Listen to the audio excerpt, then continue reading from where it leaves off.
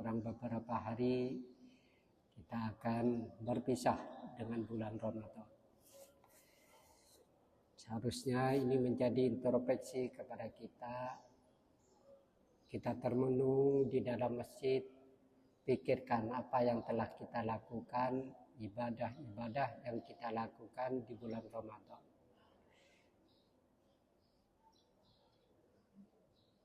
Apakah sudah maksimal ataukah belum? Ketika kita introspeksi diri, insya Allah ini menjadi pelajaran kepada kita semua untuk lebih memperbanyak ibadah-ibadah di sisa-sisa Ramadan yang tinggal hanya beberapa hari. 3 hari lagi. Karena bagaimanapun ketika seseorang hampir mencapai finish, ini orang yang lemah akan semangat. Orang yang lemah ketika sudah melihat garis finish di depan, ini akan sekuat tenaga untuk mencapai garis finish. Begitupun kita seharusnya tambah ke belakang. Sekarang 27, besok 28, besok lusa 29. Kita tinggal tunggu ru'yat.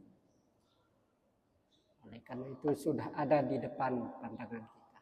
Kita masih punya kesempatan 3 atau 4 hari lagi untuk memaksimalkan ibadah kita. Inilah pentingnya husnul khotimah.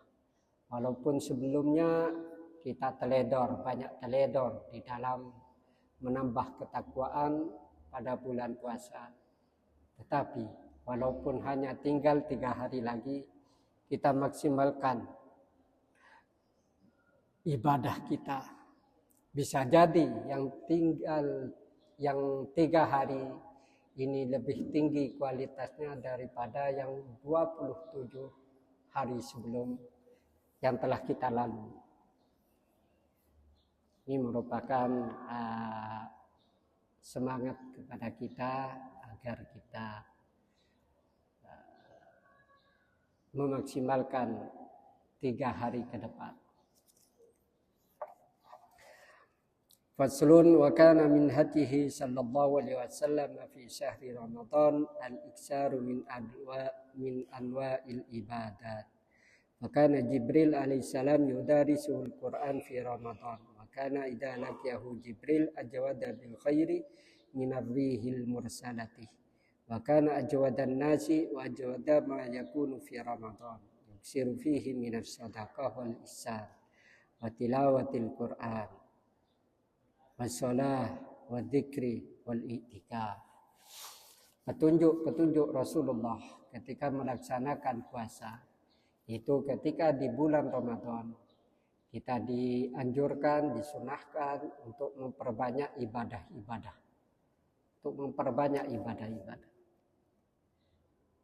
Sebagaimana ketika Rasulullah sallallahu alaihi wasallam bertemu dengan malaikat Jibril, bertadarus Al-Quran di bulan Ramadan, maka ketika itulah Rasulullah Sallallahu Alaihi Wasallam lebih dermawan daripada bulan-bulan yang lain.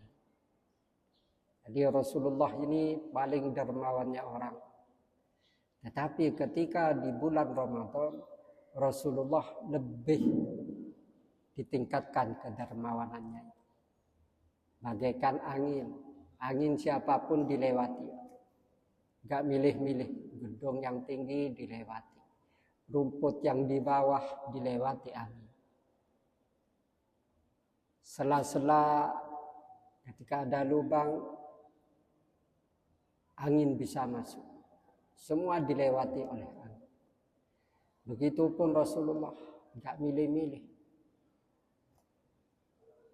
Lebih dermawan daripada angin.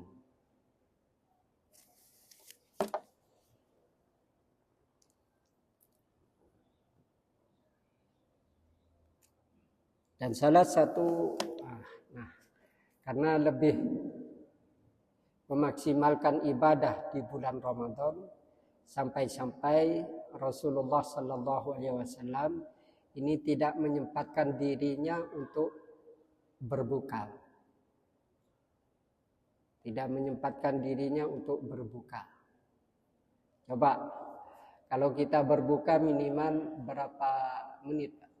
Bisa-bisa 10 menit. Ini belum buatnya. Istri kita yang masak, yang belanja. Ini mulai kapan? Mulai pagi. Nanti setelah duhur udah agak sibuk di dapur. Setelah itu asar, sholat asar, sampai setelah sholat asar sampai maghrib ini disibukkan di dapur. Padahal ketika bukan bulan Ramadan kita tidak seperti itu. Ibu kita, istri kita tidak seperti itu. Tetapi ketika bulan Ramadan malah lebih banyak di dapur. Tapi Rasulullah sebaliknya. Rasulullah itu bahkan tidak menyempatkan dirinya untuk buka. Wisol, menyambung. Karena takut ada beberapa detik yang dilewatkan oleh Rasulullah. Nyambung puasanya, enggak buka. Sampai-sampai sahabat bertanya, Rasulullah melarang untuk sahabatnya wisol, menyambung puasanya, enggak buka. Dilarang oleh Rasulullah. Sahabat tanya, "Wahai Rasulullah, kenapa kau melarang kami untuk wisol, sedangkan panjenengan wisol, nyambung puasanya?" Rasulullah menjawab, "Lastu kahayatikum, aku tidak seperti kalian. Ada yang menyuapiku, memberi makanan, memberi minum kepadaku. Itu Allah Subhanahu wa Ta'ala. Memberi makan. Ada dua makna. Apa maksudnya Allah yang memberi makan? Apa langsung atau enggak? Ini ada dua makna. Makna yang pertama yaitu memang secara zahir tekstualnya seperti itu.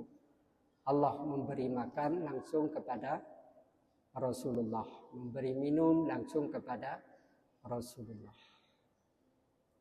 Ada yang hissi, secara maknawi. Artinya apa?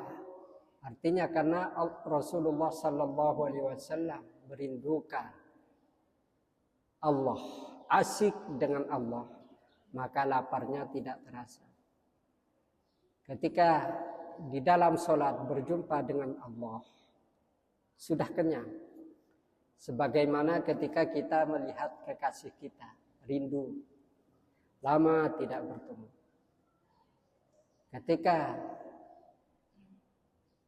kekasih kita yang kita rindukan ada di depan kita, hilang semua rasa dahaga dan lapar. Itu pun orang yang asik ibadah, kenyang. Tapi Rasulullah tetap melarang. Kalau sahabat-sahabat banyak yang kuat. Di antara kita mungkin banyak yang kuat untuk berpuasa 24 jam. Dari maghrib bertemu maghrib. Ada yang kuat semua. Bahkan yang biasa puasa mutih itu ya. Kalau dulu puasa mutih, gak makan apa-apa cuma air. Bahkan nasi itu gak ada lauknya. Gak ada lauk pauknya. Putih sama garam. Ada yang puasa seperti itu. 24 jam. Saya masih punya teman dulu di pesantren puasanya seperti itu. Tapi gak bisa, subuh bertemu subuh. Nah, Rasulullah memberi dispensasi kepada sahabat. Kamu kalau mau wisol ya subuh bertemu subuh. Tapi tetap yang paling utama itu kita berbuka puasa. Jadi panjenengan kuat. Subuh, sebelum subuh jam 3 sahur. Nanti maghrib gak buka puasa. Karena fokus ke yang sholat maghrib tidak terganggu. Bukanya kapan? Bukanya sahur sekaligus sahur. Di jam 3 pagi itu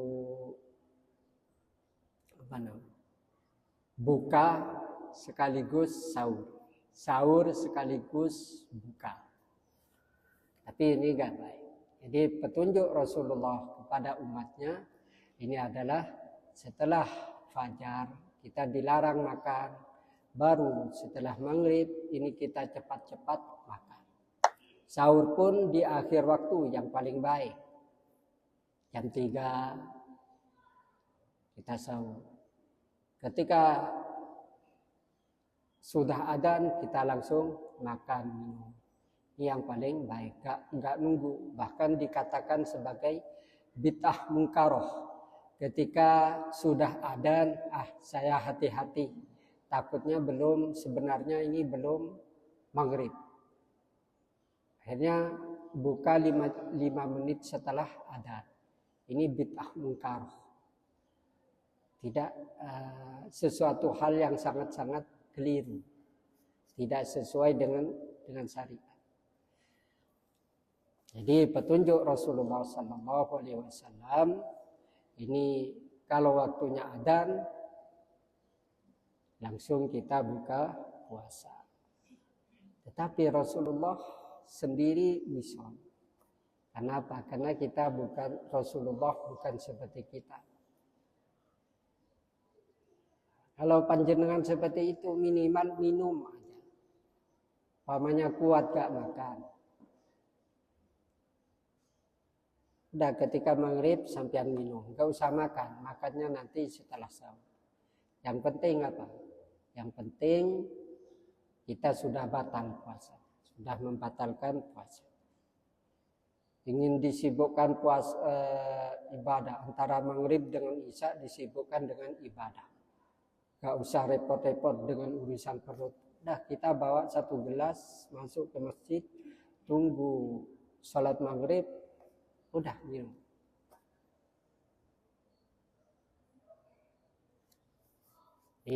Seharusnya yang tidak punya kepentingan, kewajiban di ngajar, tidak punya kewajiban kerja, mencari nafkah, harusnya lebih fokus untuk ibadah. Bagaimana Rasulullah SAW sampai tidak berbuka puasa? Karena ingin tidak ada sedetik pun yang terlewatkan selain ibadah.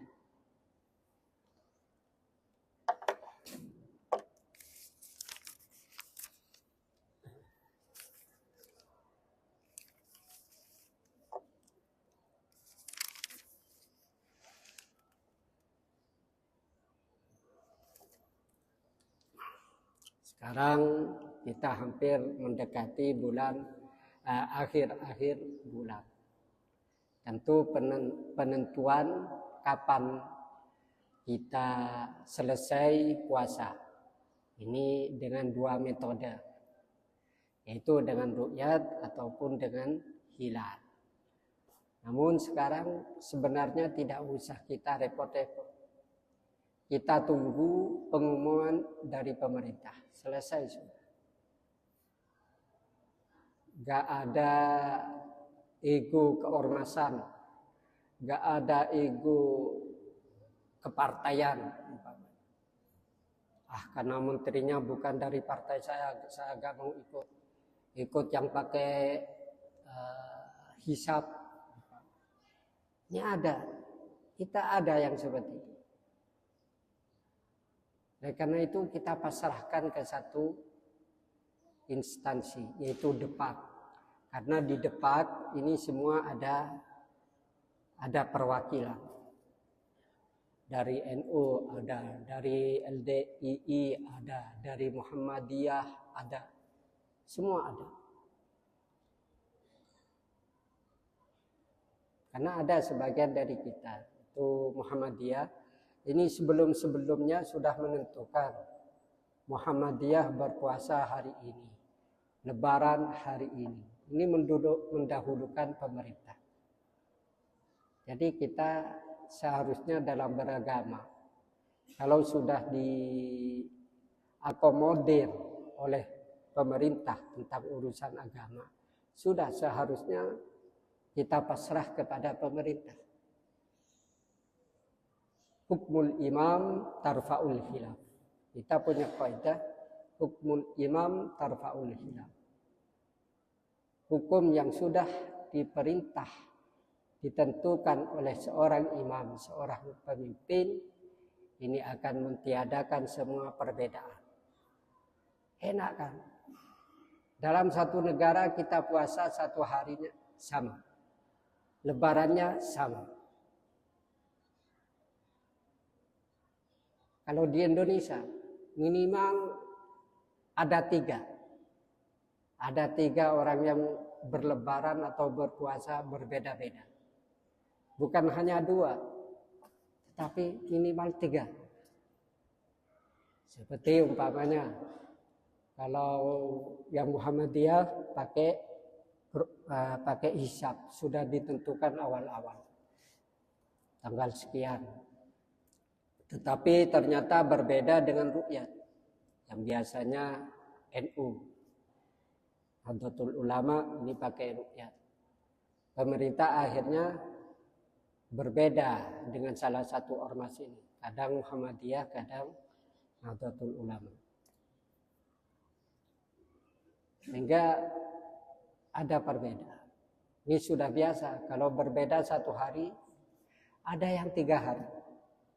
Seperti di luar Jawa, di Kalimantan apa di Sumatera. Ini 3 hari pemerintah sebelum menentukan Ramadan, mereka sudah puasa. Ketika pemerintah masih belum menentukan Idul Fitri, mereka sudah melaksanakan Idul Fitri. Atau sebelumnya, ketika kaum muslimin di Indonesia sudah berpuasa, mereka puasanya 3 hari lagi. Ketika kaum muslimin Idul Fitri, mereka belum melaksanakan Idul Fitri, 3 hari lagi. Nah, ini seharusnya pemerintah bisa menertibkan. Bagaimana dalam satu negara kita lebarannya sama, puasanya sama. Singkirkan semua ego-ego perbedaan. Sebenarnya beragama itu gampang. Dalam urusan ini gampang sekali. Kalau dalam saksi yang lain minimal harus 2. Ada yang 4 saksi. Tetapi di dalam masalah ru'yatul hilal ini cukup 1. Cukup 1. Saya tadi melihat bulan. Saya ada di waktu cari ikan, ternyata ada bulan. Udah disampaikan ke pemerintah. Udah, itu berarti kita sudah lebaran atau sudah masuk Idul Fitri. Begitupun pemerintahnya. Karena yang melihat itu bukan dari ormasnya, bukan dari partainya, ditolak. Atau ada kepentingan politik. Udah, yang enak itu besok aja. Kalau sekarang itu enggak enak. Ini pemerintahnya yang enggak genah. Kadang ya rakyatnya yang enggak genah. Asal beda dengan pemerintah. Jadi kita bagaimana pemerintah dengan rakyat ini sama-sama enak. Singkirkan ego kepartaian, singkirkan ego keormasan. Sudah tentu. Di Depak itu kan banyak macam-macam ya. Ada yang dari NU, ada yang dari Muhammadiyah, ada yang ikut ini dan lain sebagainya. Sudah. Singkirkan semua perbedaan partai dan ormas. Kita fokus. Ketika sudah ada yang melihat, sudah putuskan. Dan dalam masalah ini kan langsung Menteri Agamanya biasanya yang mengumumkan. Semua dia akomodir. Masalah keislaman, masalah agama itu diakomodir di dalam agama negara Kesatuan Republik Indonesia. Jadi sudah memenuhi syarat dalam tanda kutip negara Islam. Sudah, Indonesia itu negara Islam, selesai sudah. Karena apa? Karena semua diakomodir. Kita mau berangkat haji, ada bagian haji. Kita mau membangun masjid juga ada bantuan dari pemerintah. Semuanya diakomodir. Kita mau nikah, ada bagian nikah. Hanya dari itu sudah selesai. Kita pasrahkan kepada pemerintah. Walaupun kita sebagai ormas, sebagai santri ingin tahu bagaimana caranya melihat bulan, kita hadir di sana. Atau mendapatkan undangan dari Depak, kita hadir ketika Ru'yatul Hilal. Seperti saya walaupun tidak diundang oleh Depak, tapi hadir di Gebang. Di Gebang biasanya saya hadir. Ya buat selfie. Jadi bagaimana mereka melihat bulan, berkumpul di sana. Dan sudah ada perhitungannya, bulan arahnya di sini, tingginya sekian. Jadi yang dilakukan oleh sahabat ketika ada seseorang melihat bulan, udah langsung besoknya diumumkan lebaran atau puasa. Ketika ada tercampur dengan politik, ini yang repot. Waktu dulu saya yang ingat, itu kita yang beda dengan pemerintah, itu pertama kali Gus Dur. Ya. Saya ingat, saya waktu itu ikut Gus Dur. Karena dari pemerintah, dari NU mengusulkan dan melihat rukyat, ternyata tidak diakomodir oleh pemerintah. Akhirnya besoknya NU mengumumkan besok lebaran. Saya lebaran. Pemerintah esok hari. Begitupun yang terlalu fanatik kepada ilmu hisab, ilmu falak, astronomi. Karena sebelum-sebelumnya ini udah diketahui. Dengan perhitungan udah diketahui semua.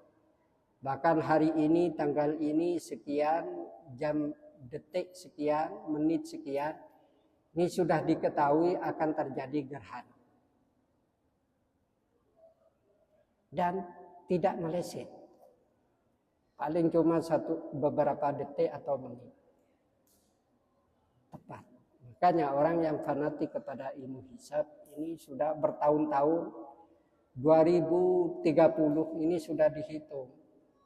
Hari berapa, malah hari apa kita lebaran, hari apa kita puasa, sudah bisa. Tapi kita tetap harus ikut pemerintah yang diumumkan oleh pemerintah. Semuanya yang lebih dipentingkan itu adalah persatuan kita,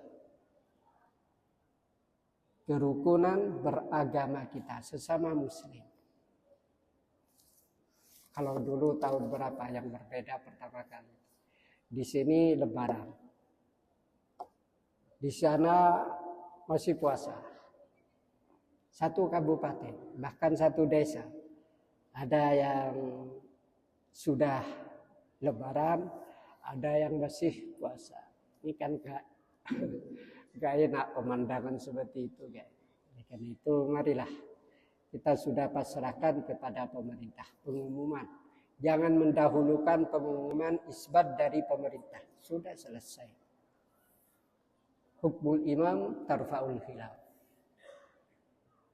Keputusan imam itu mentiadakan perbedaan. Selesai semua perbedaan. Harusnya hukum yang berbeda dengan pemerintah, saya setuju hukum. denda. Karena hanya di Indonesia yang model-model seperti itu. Kalau di negara Arab udah hilang nyawanya. Nggak ketahuan. Umpamanya pemerintah lebaran hari Selasa. Udah saya mau lebaran hari Senin. Ya, esok harinya udah nggak ketemu orang yang lebaran hari Senin itu kemana, udah nggak ketemu. Jadi sekali lagi mari kita jangan mendahulukan pemerintah. Itu karena salah satu petunjuk Rasulullah Sallallahu Alaihi Wasallam menentukan cara berpuasa. Ini ada yang perlu diskusikan. Allahu a'lam. Demikian materi yang disampaikan, mungkin ada yang ditanyakan dari jemaah, ibu-ibu. Kalau tidak ada, bisa dilanjutkan dengan doa. Bismillahirrahmanirrahim. Alhamdulillahirabbil alamin. Allahumma shalli wa sallim ala sayyidina Muhammad wa ala ali sayyidina Muhammad. Allahumma qsim lana min khasyatika ma tahulu bihi bainana wa baina ma'asik wa min ta'atika ma tuballighuna bihi jannatak wa min al-yaqini ma tuhawwilu bihi alaina masa'ibad dunya. Allahumma matti'na bi asma'ina wa absarina wa quwwatina ma ahyaitana waj'alhu al-waritha minna waj'al tharana 'ala man zalamana wansurna 'ala man adana wa la taj'al ad-dunya akbar hammina wala mablagha ilmina wala tusallit alaina man la yarhamuna. Rabbana atina fid dunya hasanah wa fil akhirati hasanah wa qina adzabannar. Sallallahu ala sayyidina Muhammad. Alhamdulillah.